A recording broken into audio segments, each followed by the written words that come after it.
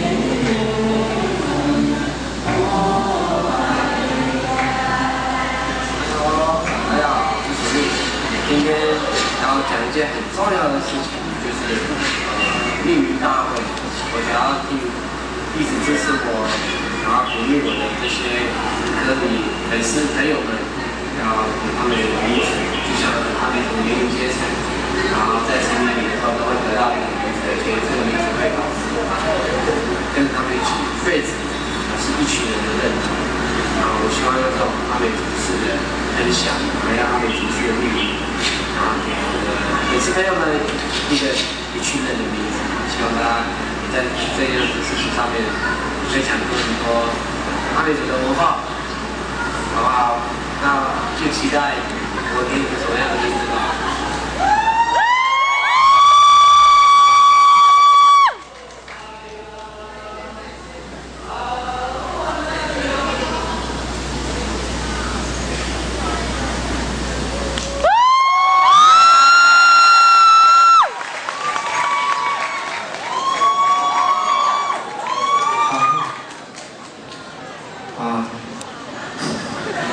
取名字哦。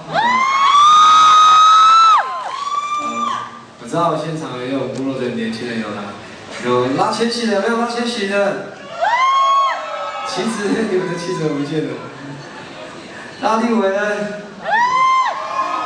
有，是拉啥洞呢？啥洞？在后面。我们都有老人家都会帮我们取名字，就我们在成年的时候。我想一群人的认同啊，或许不用真的有一个名字的话，我觉得是最快的，然后也会最容易记住这件事情。我很感谢我去年发一张母语专辑，然后很多朋友虽然听不懂，但是他们在支持我。我不知道他们到底知不知道他们支持的是谁，但我觉得应该让他们更清楚，我是一个来自阿美族的一个歌手，然后我用我自己的文化来当做我创作的养分。好，那今天要给名字了，你们希望你们要叫什么名字啊？不知道吗？或许大家都不太习惯，没关系，我们习惯这件事情这样。好，还是我们等一下好不好？好，那我先一个一个介绍我们部落的年轻人。那今天也有来我们的部落的那个青少年，也是我们的拉萨东跟马嘎鲁奈，我们欢迎他们好不好？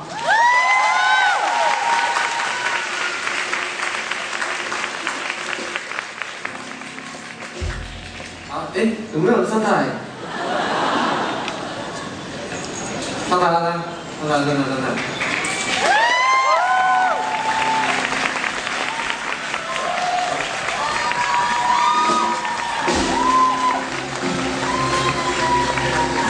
们今天早上7点半从台东出发，从台东突然出发，再给我来这边。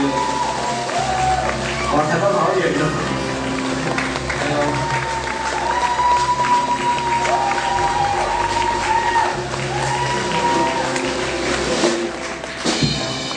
全部都是我们部落的年轻人。